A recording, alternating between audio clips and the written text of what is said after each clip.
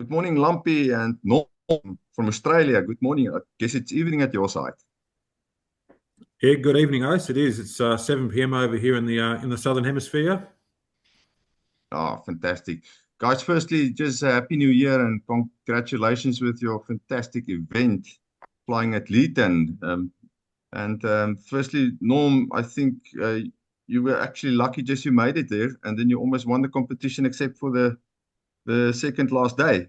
Tell us about it. Yeah, so was it about 6 weeks before Christmas? I had a tug abort in front of me. I just got airborne.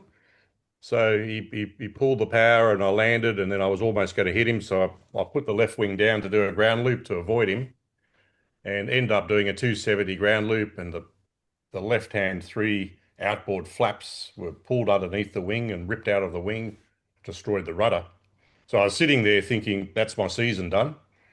Um, Todd Clark got hold of me, the agent in Australia, and he said, if you ring the factory, they can probably make you some parts, which I was totally surprised. I'd heard of some other manufacturers taking up to a year. So I rang the factory on the Friday. Monday, they were building the parts. And in the end, there was not as much damage. So there was no damage to the glider apart from what I just said. So the wheel was okay, the fuselage was okay. The parts turned up and I had the glider flying with the help of one of the technicians that came out, Rohan, from the factory, in 5 weeks, which I think must be almost record time for fixing a glider. So I was very happy. So just before Christmas, I had my glider back, did one flight, and it flew beautifully straight. Even feels like it glides better. I don't know why, but it feels like it does. And then I made it to the Nationals. So I was very happy. Super. And then you start winning 2 days and leading the competition all the way. Tell us about your winning days. It was super fast days. So yeah, so look, when I fly in competitions, I just fly like I do at the club. So I just fly to enjoy myself. I was enjoying myself. We were going fast. The weather was nice. We had queues every day, bar the second day.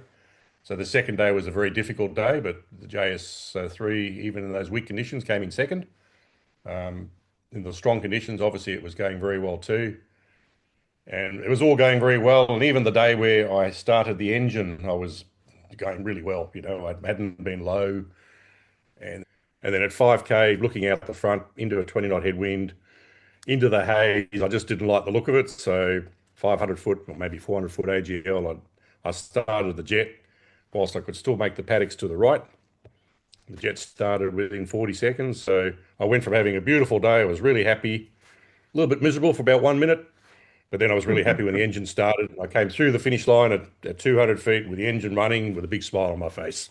So, Oh, sad. But that opened the door for Lumpy. So Lumpy, you had actually quite a slow start by the by the yeah. way I know you. So I would call it with 3 days to go, 3 laps to go, you're almost a lap behind. So what happened? Oh, look, I normally go into competitions and I make mistakes on the first 1 or 2 days because I'm going out there trying to win every day. And this year, a little bit of reflection from flying at the Worlds and then possibly winning last year, I realised and/or appreciated that it's a game of consistency. So I went out there trying to just not make mistakes, I guess, essentially.